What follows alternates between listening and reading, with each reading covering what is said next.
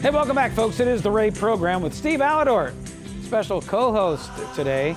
We're talking about buying cars and how this fellow had written an article, 5 buying car mistakes made, and I've made every one of them, and you have too. You and me both. So he says, don't pay cash for your cars, which I do.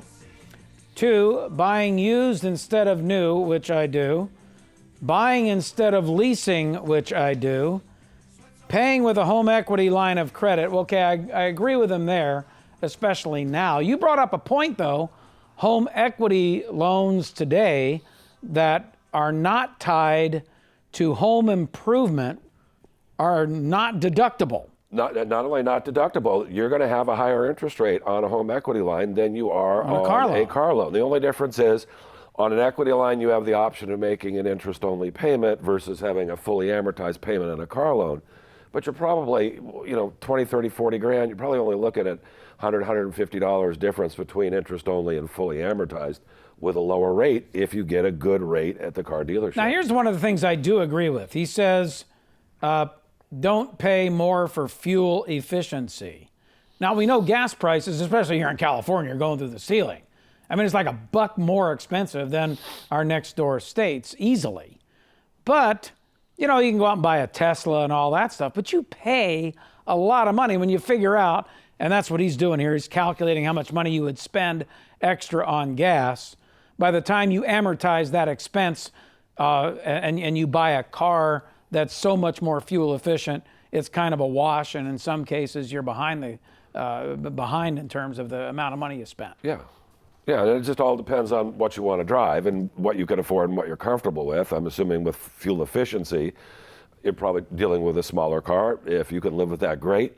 I'm not driving a Prius. I'm sorry. This is not going to happen with me. I don't like them. I mean, I'm sure they're great cars. A lot of people swear by them.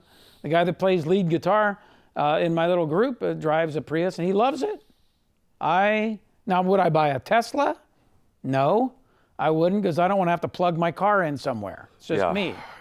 But I would just spend the money on a used Mercedes or a used Lexus or something like that. That would be me. Where you get good gas mileage, or decent gas mileage, comfort. Safety, you got all the comfort in the world. So I don't agree with you, Kevin, on a lot of this stuff. I do agree with you, though, on the real estate market. It's on fire. It really is. And mortgage rates are theoretically going up, are they not? They are. The 10-year note a couple of weeks ago moved all the way up to about 3.07. I think this morning it's hovering around 2.9. So we've seen a little bit of a decrease. But we're looking at long-term mortgage rates in the mid to high 4s. Investment properties, you might be looking in the low 5% range.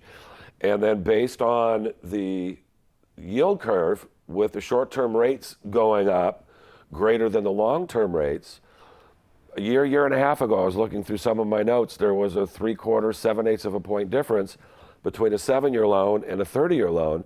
We may only see about a 1/4 point difference today. So definitely there has been a change and a shift. Well, that brings up an interesting point. I do want to talk about real estate agents here in a second.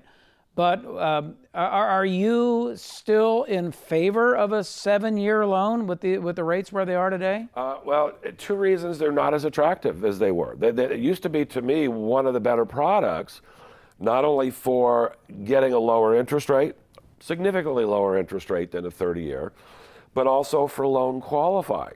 So a year and a half ago, when the short-term rates were low, right now the 1-year LIBOR, which is the most common index used for adjustables, is at 2.7%.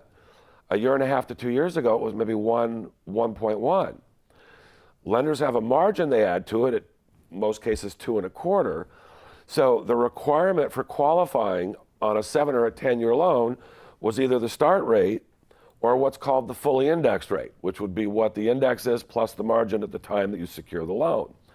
And up until about a year ago, the start rate was always lower. So you could get a 7-year and also increase your buying power or your qualifying power, qualifying at a lower interest rate. But let's assume that we can do a 7-year at 4.5 or 4.25.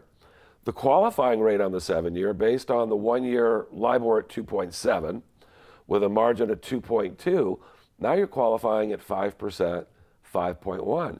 So it's actually harder now to qualify on a 7-year loan than it was a year and a half ago. What about interest only for 10 years and then fully ammed after that? Is that any good? I like those products. They're not for everyone.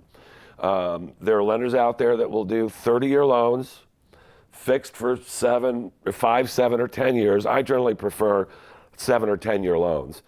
The difference in rate between the 5 and the 7 is so small now anyways. The 7-year is the sweet spot on that particular product. If it's 7 years interest only, then the remaining 23 years is fully amortized. So you're going to have a significant jump in payment. Although I do have one special lender that'll do a 40-year loan. So if it's 40 years, fixed and interest only for 7, then when it adjusts over a 33-year amortization instead of a 23-year, which is a significantly smaller jump in payment. You pay a little bit more for that particular product. For certain individuals, it can be a great program. I mean, I've got a borrower right now. I'm doing an investment refi.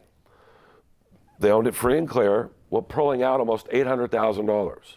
You can do that loan on an investment property? Yes. Wow. So we can do that loan on an investment property. We're pulling out about $800,000.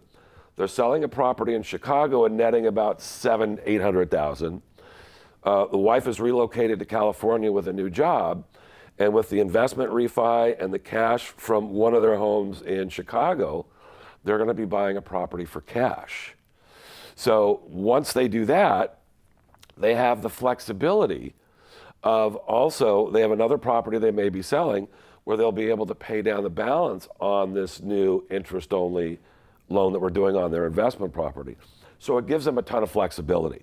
So again, based on your financial well-being, what you're looking to do, in certain cases an interest-only loan is great. I've got another couple who are in their 70s. They don't care whether they pay their loan off or not. I did a 7-year loan for them 5.5 years ago at 3.75. Called me up a couple of days ago, Steve, should I wait for the 2.5 years? Well, we don't know where rates are going to be. Short-term rates are potentially going up. So I was able to, we have a special on that product right now. I was able to get them 3.8, owner-occupied, 7-year interest only, and now I've got them protected for another 7 years. Wow, that's fantastic. 3.8. 3.8. Amazing. Steve Aledort, loanfinancialplanner.com. 888-563-1070 is his number. You need to call this dude because he pulls these things out of his hat every single day. Yeah, when we come back, how to choose a good real estate agent. That's coming up right here on the Ray Lucia program. Can you handle that one? I can do that. Okay, Steve Aledort, our loan financial planner, and you back right after this. They all come out to groove about, be nice and have fun and listen. I tell you.